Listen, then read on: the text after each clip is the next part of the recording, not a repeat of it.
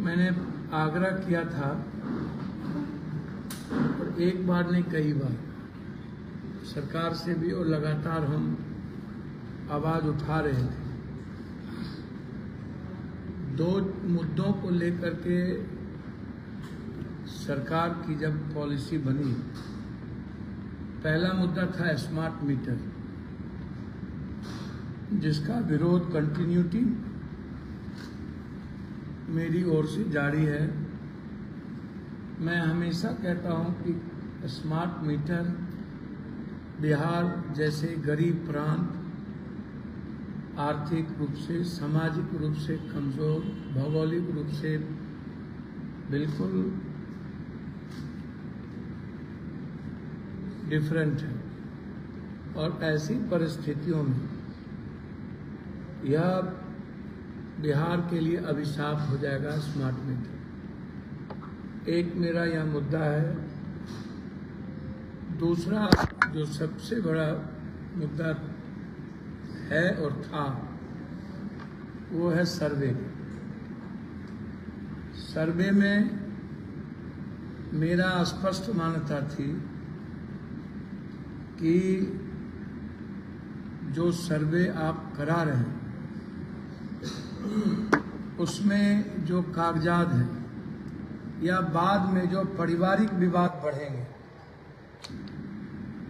और वर्तमान में जो सामाजिक तनाव बढ़ेगा, पड़ोसी का तनाव बढ़ेगा, और साथ साथ आम लोगों का आर्थिक शोषण होगा, चाहे वंशावली का मामला हो, चाहे एग्रीमेंट के बाद पेपर का मामला हो, चाहे जमाबंदी मोटेशन का मामला हो, चाहे अन्य जो प्रक्रिया है, उन सारे प्रक्रिया में सबसे ज्यादा जो सर्वेयर है वहां से शोषण शुरू होता है। आज जो यंग सर्वेयर लगाए गए हैं गांव में, वो कम से कम 10,000 मैक्सिमम 40,000 के नीचे वो काम करने को तैयार नहीं। सबसे बड़ा शोषण है बिहार में, ये छोटी शोषण नहीं है। इसके खिलाफ सभी पार्टियों को एक होकर के काम करना चाहिए। इसमें कोई राजनीति स्मार्ट मीटर और इसमें नहीं होनी चाहिए, मैं जैसा मानता हूं। दूसरी बात कि मैंने आग्रह किया था माननीय रेवेन्यू मिनिस्टर से, और मैं धन्यवाद देना चाहूंगा रेवेन्यू मिनिस्टर को कि लगातार समाज के आम आदमी की आवाज, जनप्रतिनिधि की आवाज, और जिन मुद्दों पर हमने आग्रह किया, उन्होंने कहा भी कि पप्पू यादव जी इस मुद्दे पर उठाते रहें।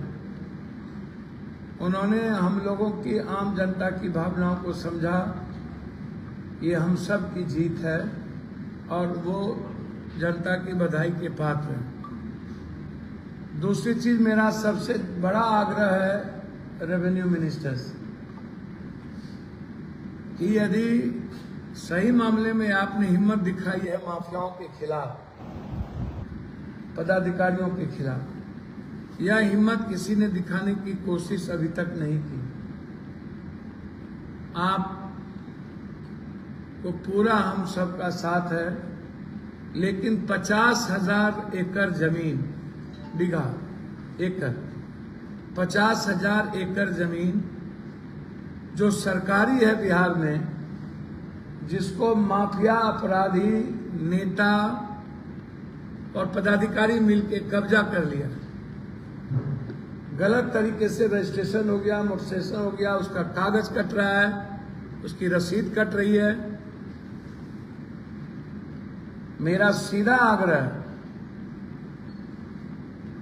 सीधा मतलब सीधा, कि हर परिस्थितियों में आप किसी भी तरह के सर्वे करने के पहले समाज में परिवार का सर्वे करने, जो कि शोषण के अलावे कुछ भी नहीं है, ये विवाद का घर है, इसको आप कागज पत्तर रिफाइन करने का मौके आपने कहा। मेरा बिल्कुल आग्रह है कि आप पहले सरकारी जमीन को अपराधी माफियाओं के चंगुल से मुक्त करिए। ये बात मैंने दिलीप जी से परसों भी कही कि पहला सर्वे होना चाहिए सरकारी जमीन की। जब आप सरकारी जमीन को निकालने में सक्षम हो जाएं, तभी आप अन्य सर्वे के लिए कदम बढ़ाएं। सरकारी जमीन जो आज बड़े बड़े पूंजीपति और उद्योगपति और व्यापारी इसको उठाए हुए हैं, इससे आप निकालिए और हम उस जमीन को निकालने के लिए हम लड़ेंगे, लगातार आवाज उठाएंगे। अंतिम जो बड़ा मुद्दा है, मैं संजय झा जी को धन्यवाद देना चाहूंगा कि संजय झा जी देर आए दुरुस्त आए, या जो मुद्दा पप्पू यादव उठाते हैं उसके पीछे विपक्ष भी चल देती है। पहले न तो स्मार्ट मीटर पर कोई बात होती है, न सर्वे पर होता है, और न ही किसी एयरपोर्ट पर होता है। लगातार पूर्णिया और भागलपुर एयरपोर्ट को लेकर के पप्पू यादव की चर्चा हो।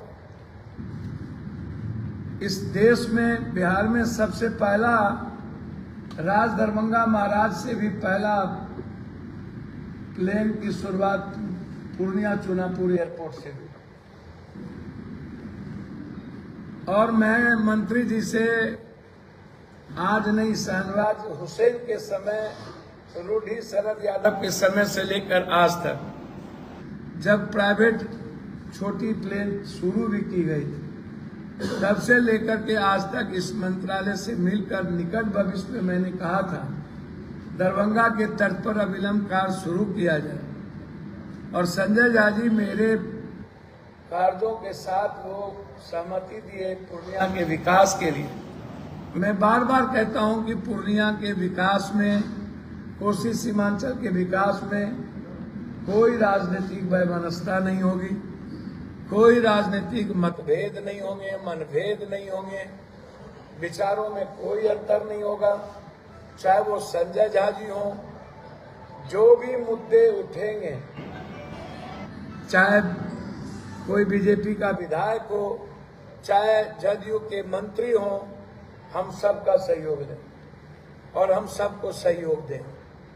विकास के, पूर्णिया के मुद्दों पर 20 साल में से जो विकास रुकी हुई थी, चाहे वो रेलवे का मुद्दा हो, चाहे एयरपोर्ट का मुद्दा हो, चाहे जो भी मुद्दा हो, उसमें आज एयरपोर्ट के लिए सब गहरी चिंता दिखा रहे हैं। धन्यवाद। बस मैं चाहता हूं पूर्णिया जल्द ही देश के अन्य हिस्सों से जुड़ जाए। पूर्णिया देश की, एशिया जो की गुलाबबाग सबसे बड़ी मंडी थी, पूर्णिया एशिया की नंबर 1 शहर बने।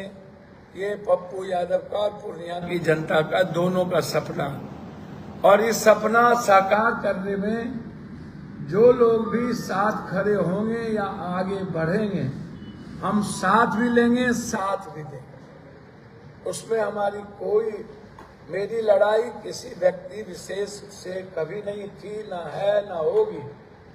मेरी वैचारिक लड़ाई है अपराधी माफिया और गलत व्यवस्था के खिलाफ। उसमें चाहे पप्पू यादव का परिवार हो, हम हो, चाहे कोई हो, हमें कोई व्यक्तिगत लड़ाई नहीं है। इसलिए पूर्णिया के विकास के लिए संजय झा जी ने मेरे मिलने के बाद मंत्री से मिलकर, आप जो बात मैंने कही थी कि दरभंगा के तट पर शुरू करिए, वही लाइन उन्होंने लिखा है। इसके लिए उन्हें धन्यवाद देता हूं।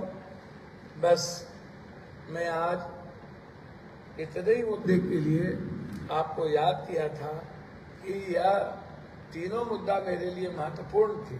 पिताजी के पंचतत्व में विलीन होने के बाद मैं नहीं चाहता था, लेकिन लगातार मंत्री जी, सभी राजनीतिक व्यवस्था चली आ रही थी और इसी बीच में सर्वे का मुद्दा महत्वपूर्ण था, स्मार्ट निश्चित थी, और एयरपोर्ट को मुझे लगा कि निश्चित रूप से आपसे शेयर करनी चाहिए।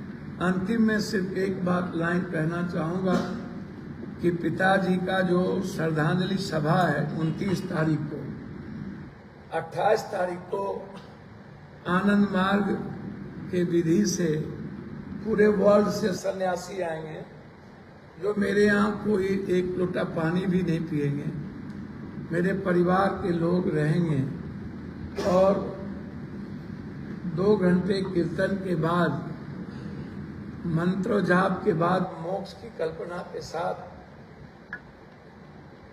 आनंद मार्ग के विधि से श्राद्ध कार्यक्रम संपन्न होगा।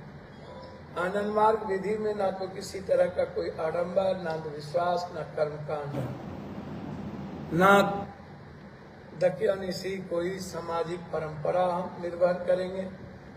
हम सर्वधर्म प्रार्थना सभा, जिसमें बौद्ध, जैन, ईसाई, सनातन, इस्लाम, सिख, सभी मानवीय विचार रखने वाले आध्यात्मिक गुरु आएंगे आनंद मार्ग, और वो सर्वप्रथम प्रार्थना सभा मेरे पिता के मोक्ष के लिए करेंगे। बॉम्बे से कोई भजन की टीम आएगी, जो भजन के साथ 10 बजे दिन से कार्यक्रम की शुरुआत होगी, और नारायण सेवा, नर सेवा, नारायण सेवा, जो प्रसाद का वितरण, जो लोग भी आएंगे, चाहे 1 व्यक्ति आए, चाहे 1 लाख व्यक्ति आए, वह जो प्रसाद होता है मंदिर, गुरुद्वारे, चर्च, मस्जिद के भाव में, उस प्रसाद का वितरण हम अतिथि को भगवान मान करके करें। जो लोग अतिथि आएंगे मेरे दरवाजे पर, वो भगवान की तरह होंगे, ईश्वर और अल्लाह का स्वरूप होगा उनका, और यदि वो मेरे यहाँ प्रसाद खा के जाएंगे तो हमारे पिता को निश्चित रूप से भगवान के घर में, उनके जीवन में जो उन्हें बुलाया अच्छा लगेगा। तो 10 बजे से आने तक का कार्यक्रम है। 28 तारीख को, 29 तारीख को है, 28 को घर का है, 28 को शाम में गांव में हमारी ओर से जो हम करते रहे हैं दादा के समय में भी, गरीब आदमी की इकोनॉमिकल तरक्की के लिए, उसके लिए हमने एक विवाह भवन सुपुर्द करना है उसी दिन गांव में, खुर्दा। 500 रुपया से 1000 रुपया के अंदर कोई भी व्यक्ति की शादी उस वहाँ होगी, वहाँ सारे बर्तन, सारी व्यवस्था वहाँ रहेगी। बच्चे के लिए और बेटी बेटा के लिए 2 रूम होगा, हॉल होंगे, और मिडिल क्लास से गरीब आदमी को वह सरल उपलब्ध होगा। दूसरी चीज 10 टोटो गरीब आदमी इंटर किए हुए लड़कों को रोजगार के लिए देंगे। 1500 बकरी हर गरीब परिवार में दिया जाएगा ताकि वो उससे रोजगार का डेवलपमेंट बढ़ाए, और 20 बाछी, ताकि गरीबों की भी जिंदगी बढ़े। तो ये दान का कार्यक्रम गांव खुर्दा में है। आनंद मार्ग की विधि से 28 तारीख की सुबह जहाँ माँ मेरी रहती है, कोट स्टेशन वहाँ है जहाँ पिता रहते थे, और 29 तारीख को पूरे देश से जो भी आना चाहेंगे, चाहे वो खास हो, आम हो, पीएम से सीएम तक, मंत्री, सभी लोग जो भी हमारे दुख में सम्मिलित हुए हैं, जिन लोगों की भी हमारे दुख में लोग अपने पिता की तरह, परिवार की तरह उन्होंने सहानुभूति दिखाया है, हम सबका स्वागत करेंगे। और मुझे अच्छा लगेगा 29 तारीख को जब सभी लोग एक परिवार की तरह हम लोग उसमें सम्मिलित हैं। धन्यवाद।